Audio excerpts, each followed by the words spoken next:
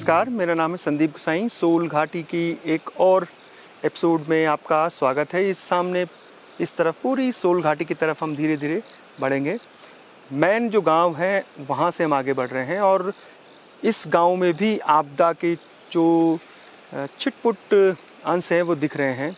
हालांकि ये जो ड्रोन शॉट आप देख रहे हैं उससे आपको अंदाज़ा नहीं लग रहा होगा कि क्या मैन गांव भी प्रभावित है, लेकिन जैसे जैसे हम पैदल चल रहे हैं इस पूरे गांव को समझ रहे हैं, खेतों से पैदल जो इनके पगडंडियां हैं, सड़क का एक बड़ा हिस्सा मैन गांव में धंस रहा है और उसने जो नीचे की सड़क है, क्योंकि बैंड कटते हैं तो नीचे की सड़क भी प्रभावित कर दी है। मैन गांव से धीरे धीरे हम आगे की तरफ बढ़ेंगे और आपको विस्तार से बताएंगे। और ये सीरीज़ हम इसलिए भी आपको बताने की कोशिश कर रहे हैं कि ये पहली बार नहीं है कि इस पूरी सोल घाटी में या थराली में या फिर देवाल की तरफ अतिवृष्टि और भारी बारिश से नुकसान हुआ है। हर साल इस पूरे क्षेत्र में कहीं ना कहीं इस तरह की घटनाएं सामने आती हैं। सोल घाटी 16 गाँव का एक बहुत बड़ा क्षेत्र है जिसमें 10 ग्राम पंचायतें और 4-5 रेवेन्यू विलेज हैं और ये सारे गांव मिलकर इस क्षेत्र का नाम है सोल क्षेत्र। और आज़ादी के बाद जब इस क्षेत्र की अनदेखी हुई और हम कहें कि विकासखंड थराली का सीमांत क्षेत्र ये सोल पट्टी है जिसमें इतने 10-12-15 गांव हैं। और जब यहाँ की अनदेखी होने लगी तो 1970 के बाद यहाँ के लोगों ने एक संघर्ष समिति के नाम से सोल संघर्ष समिति का निर्माण किया। सबसे पहले आपदा आज से 2013 की बात करूँ मैं तो हमारी पूरे क्षेत्र का सबसे बड़ी ग्राम पंचायत है रदगांव और रदगांव में बहुत बड़ी आपदा आई और जिसमें कुछ लोग बहे, कुछ मर भी गए थे। 2013 की बात है। और उसके बाद अन्य गांव में भी धीरे धीरे आपदा आई जिससे लोग काफ़ी परेशान रहे। लेकिन बहुत बड़ी कठिनाइयाँ हैं और क्षेत्र बहुत बड़ी आपदा से त्रस्त हो रखा है और बहुत बड़ा संकट इस क्षेत्र में है।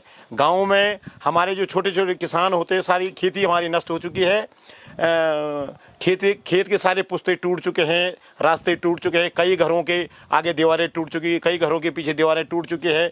कई सरकारी संपत्तियां, हमारे राजकीय प्राथमिक विद्यालय हैं, राजकीय जूनियर हाई स्कूल हैं, उन जगहों में भी कहीं दरारें आ गई और कई जगह जो इस पुस्ते टूट कर नष्ट हो चुके हैं। आप अपने गांव मैन की बात बता रहे हैं या पूरे क्षेत्र? मैं पूरे क्षेत्र की बात कर रहा हूँ कि पूरे क्षेत्र की मुझे पूरी जानकारी है कि पूरे क्षेत्र में इस प्रकार से खेती नष्ट हो चुकी है, सरकारी संपत्तियों को नुकसान पहुँच रहा है। कहीं भवन पे दरारें हैं तो कहीं दरार नहीं है तो भवन के आगे का हिस्सा टूट चुका है, यानी जहाँ बच्चों का प्रेरण स्थल होता है। ये पूरे क्षेत्र की बात है, ये मैन की ही बात नहीं कर रहा हूँ मैं, पूरे क्षेत्र की।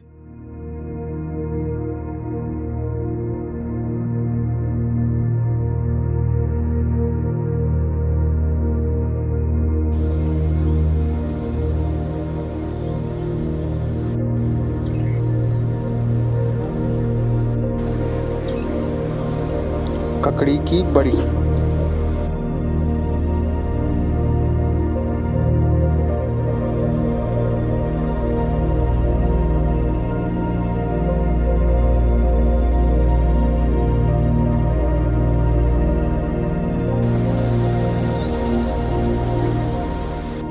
मकान 2004 में बनी थी और ऐसे गांव में आज 22 तारीख से तो हम बहुत परेशान हैं।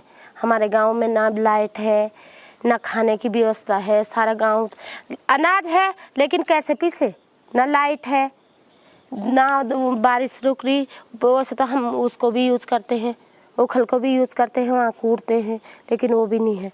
देखो ये सारा घर में ऐसी दरार आ गई, एक घर में दरार। हमारे 6 महीने से हमने फसल लगाई थी, धान एक बार गोड़ा, दूसरे बार गोड़ा, तीसरे बार 3 बार हमने धान की गुड़ाई करी, लेकिन वो भी सारा बर्बाद हो गया क्योंकि सारी फसलें, और देखो खेतों में कुछ नहीं है, खेतों में कुछ है ही नहीं। बारिश ज़्यादा हुई इसलिए भी खराब। बारिश ज़्यादा हुई, बारिश से कुछ उतना नुकसान नहीं हुआ जितना हमारी टूट फूट हुई। सारा हम किसान लोग इसी पे तो निर्भर है। बाकी क्या है, गांव में हमारा रोज से बच भी जाए तो जंगल में रात को सुन रहा था वो जिससे जो बचा भी थोड़ी बहुत तो कुछ ही तो तपोथिल नहीं बोलते हैं, वो खा जा रहे, को सुंगर खा जा रहा, जानवर, जंगली जानवर कुछ नहीं है हमारे पास, तो कोई सुविधा नहीं है। तो रात को आप लोग की बारी लगती है? हाँ जाते हैं, कभी कभी गांव में जाते हैं, रात को जाते भी हैं। कैसे जाए। आप तो इस बारिश में इधर उधर जा रहे, कहीं से पत्थर टूटे, फिर भी जा रहे। गांव वाले ऐसी बात नहीं, जा रहे हम लोग। यहाँ से 7 किलोमीटर आगे जाते हैं स्कूल, तो बहुत डर है। जैसे भालू, सांप वगैरह, कभी बारिश में गधेरा। तो 22 अगस्त के बाद जा रहे हो? नहीं, 22 के बाद स्कूल बंद है आपका, नहीं गए तो पढ़ाई कैसे चल रही है फिर? पढ़ाई घर पे? अच्छा, आप लोग एक साथ जाते हो या अलग अलग, जैसे 1-2 बहनें या और भी सब बच्चे साथ जाते हैं? सब साथ जाते, 5-6 बच्चे जाते हैं। ताकि कोई जानवर आए तो सब साथ। हाँ कभी दिखा? हाँ हाँ। कहाँ पे? वो आगे, जब हम 1-1.5 किलोमीटर आगे चले।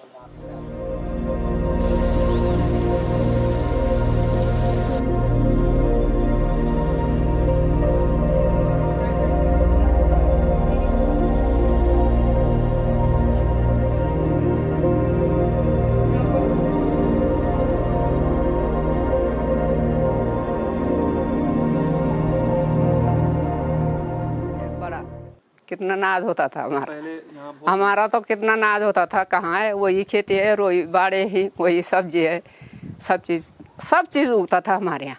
कहाँ है, सब खत्म हो गया। आजकल आप मंडुआ जिमोरा जो खेतों में जब हम 8-10 क्विंटल मंडुआ उगाते थे खेती में, जब चौक में लौट आते थे तो वो जम जाता था नीचे, और फेंकते थे उसको इधर उधर पाँव से। तो कहाँ है, वो जमीन ही रहा। भगवान की इच्छा, पता नहीं क्या हो गई।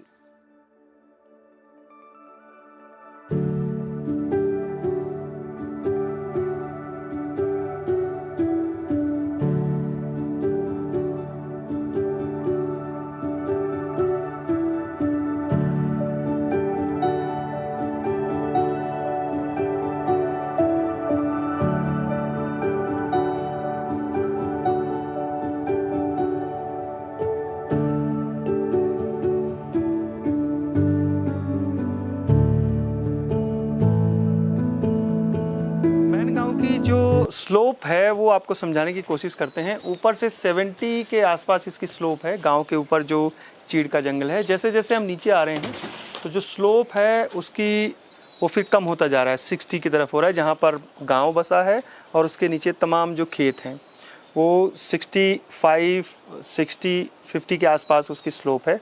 और जहां खेत ख़त्म हो रहे हैं उसके बाद स्टीप डाउन है और फिर नीचे जो चीड़ का जंगल है। और सबसे ज़्यादा नुकसान नीचे हो रहा है। अभी फ़िलहाल 13 में भी नुकसान नीचे हुआ था, प्राणमती ने काफ़ी नुकसान किया था, और नीचे से भी सिंक हो रहा है। इसके जो खेत हैं वहाँ पर दरारें हैं, वहाँ पर दिक्कतें हैं। बहुत बड़ी दिक्कतें तो अभी इस गांव में नहीं है, लेकिन फ्यूचर में जो भी ऐसे स्लोप में है, जो जियोलॉजिस्ट मानते हैं कि जो सबसे आइडियल गांव बसे हैं वो 30 से 40 स्लोप में जो गांव बसे हुए हैं, जिनकी बसासत है वो सबसे सुरक्षित हैं। और उसके बाद जो गांव जिस भी स्लोप बढ़ता रहता है उन पर प्राकृतिक आपदाओं का, भारी वर्षा से, भूस्खलन से खतरा बढ़ता ही जाता है।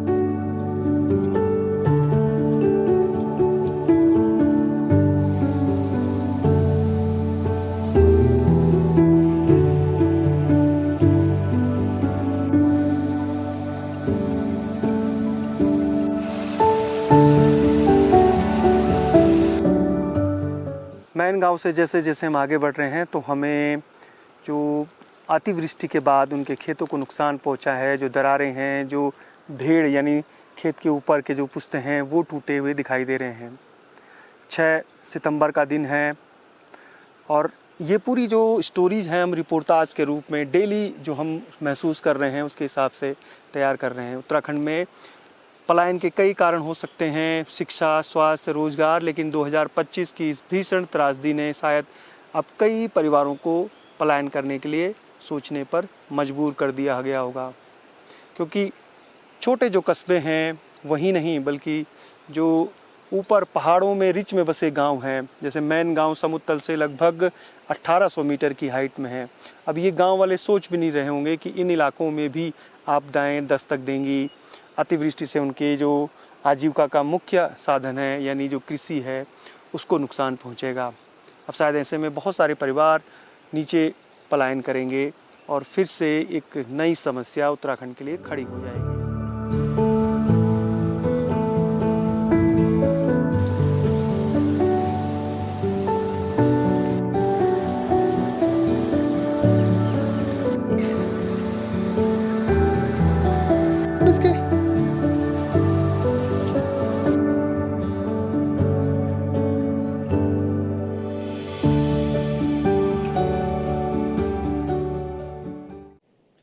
हिमालय महाकुंभ से प्रसिद्ध नंदा देवी जो राज्यात यात्रा है वो 2026 में प्रस्तावित है।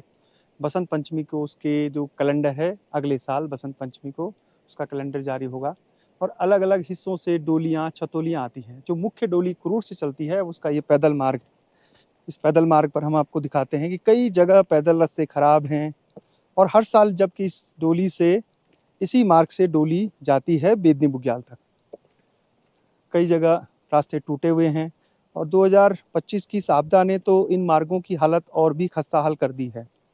समय अब मुश्किल से 7 या 8 महीने रह गया है क्योंकि बर्फबारी भी कई जगह होती है और अगले साल बरसात से पहले इन मार्गों को ठीक करना है।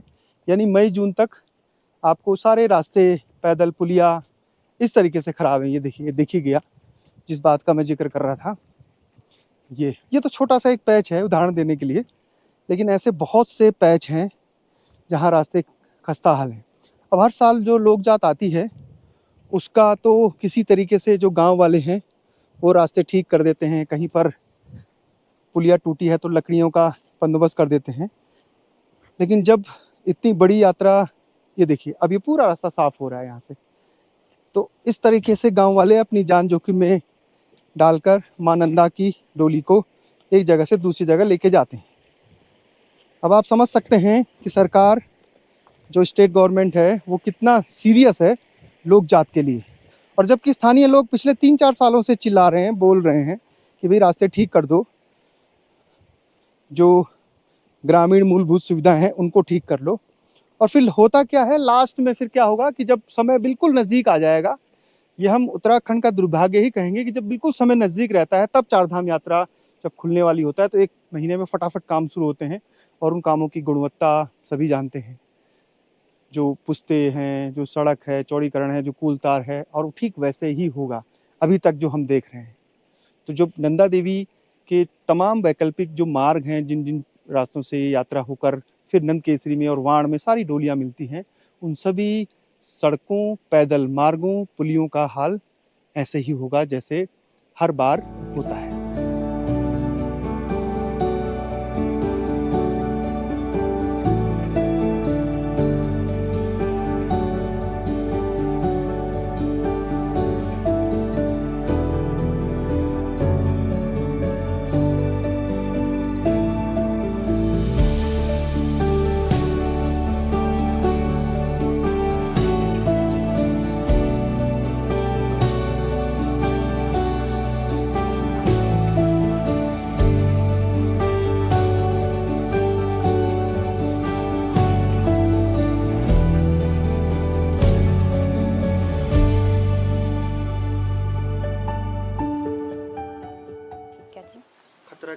खतरा तो मतलब जो नीचे यहाँ गांव से जो स्लडिंग आ रही, तो पूरा गांव मतलब स्लडिंग की जगह पे है। पूरे मकानों में दरार आ रखी, रास्ते हैं, रास्ते बंद हो रखी, स्कूलें बंद हो रखी। हाँ, नहीं ऐसा कभी सोचा भी नहीं था कि ऐसा दिन आएगा और मतलब ऐसे दिन गुजरने पड़ रहे हैं। और जैसे मतलब मकानों पर पूरा दरारें आ रखी है। आपका भी मकान? हमारी भी मकान, जैसे ये चौक है तो चौक से नीचे पूरा ये जो दीवार है पूरा ये स्लडिंग हो रखा। इधर लैट्रिन बाथरूम है, स्लडिंग हो रखा, और रास्ता पूरा स्लडिंग हो रखा। और इधर बगल पे मकान है तो उनका भी सारा लैट्रिन बाथरूम जो है तो वो स्लडिंग वाली जगह है, वो भी पूरा टूटने की उसमें है। कितने साल हो गए आपको यहाँ शादी के बाद? शादी के बाद मेरे को 25 साल चल रहा अभी। हाँ ना, कभी ऐसा हुआ भी नहीं, देखा भी नहीं।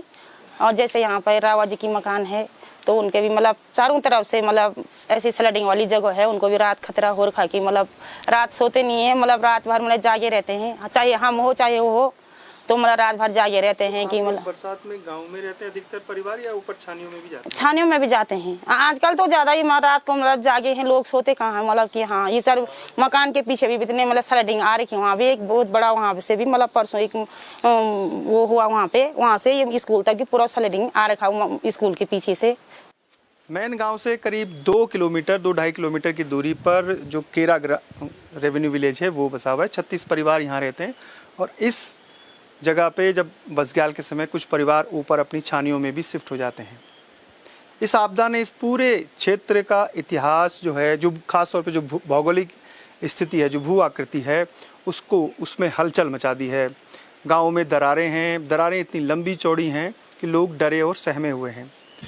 आपदा प्रभावित क्षेत्रों की कहानियाँ बताते समय कई बार हम भी जो है वो हतप्रभ हो जा रहे हैं कि आखिर सालों बाद इस क्षेत्र में जो तबाही मच रही है या जो भविष्य की चिंताएं हैं इन गांव वालों की वो सामने है। इस गांव में वैसे तो आप ये जो एरियल शॉट देख रहे हैं इससे आपको अंदाज़ा लग रहा होगा कि बहुत कुछ हुआ नहीं है, लेकिन जैसे आप गांव में घुसते हैं, मकानों को देखते हैं, मकानों के आगे चौक देखते हैं, उनके जो किचन हैं उन जगह दरारें हैं, भू धसाव है, दरारें बहुत लंबी हैं जो एरियल शॉट से नहीं दिखती हैं, और जैसे ही हम कैमरे लेके उन जगहों पर जाते हैं तो सारी दरारें दिखनी शुरू हो जाती हैं।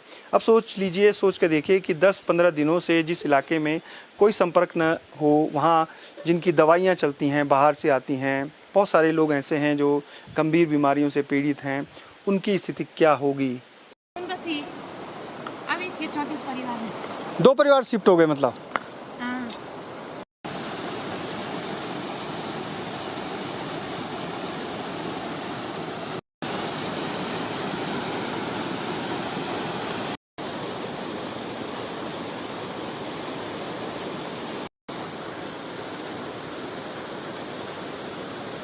केरा से ये जो डुंगरी का पैदल सफ़र है, 6 फुटी सड़क है और बहुत पुरानी रोड है।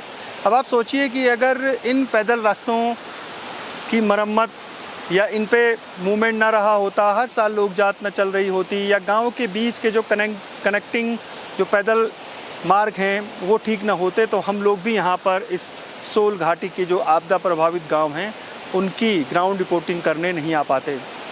हर साल माँ नंदा की लोक जात यात्रा जब क्रूड से बेदनी बुग्याल के लिए चलती है तो उसमें हर साल स्थानीय स्तर पर जो लोग हैं उन रास्तों को ठीक करते रहते हैं, लेकिन जहाँ पर इस तरीके के छोटे छोटे पुलियाँ हैं वो अगर क्षतिग्रस्त हो जाएं तो फिर मुश्किलें बढ़ जाती हैं।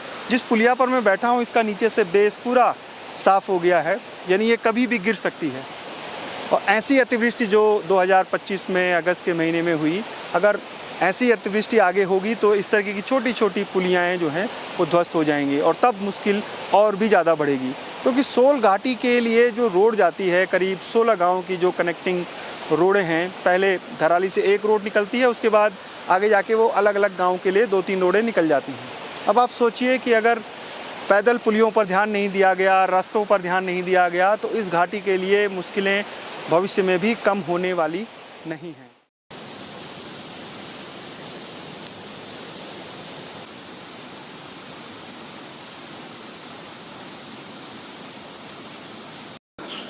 बुंगा, डुंगरी, बुरसोल का पूरा इलाका आ गया है।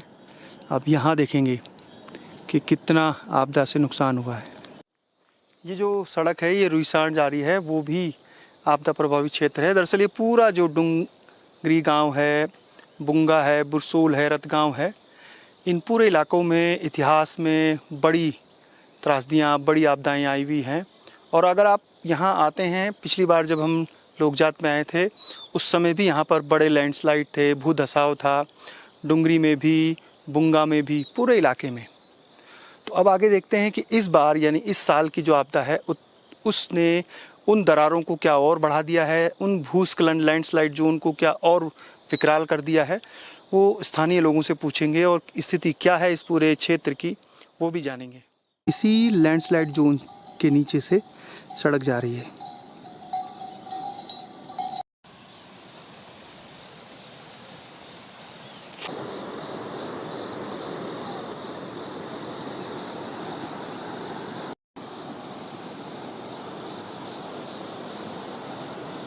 नंदा देवी जो राज्यात है उसका डुंगरी गांव बहुत महत्वपूर्ण पड़ाव है और यहाँ से आगे फिर वो सोना के लिए बढ़ती है। बीच में बहुत सारे जो रास्ते हैं, गांव हैं, उनसे गुजरती है। इस पूरी सोल घाटी का ये डुंगरी गांव बहुत महत्वपूर्ण है। सोल पूरे जो क्षेत्र है, अभी हम बुटोला हाउस में हैं। ये बहुत पुराना ये मकान है, यानी पूरा जो डुंगरी गांव है इसका सबसे पुराना भवन है ये जो बुटोला हाउस है।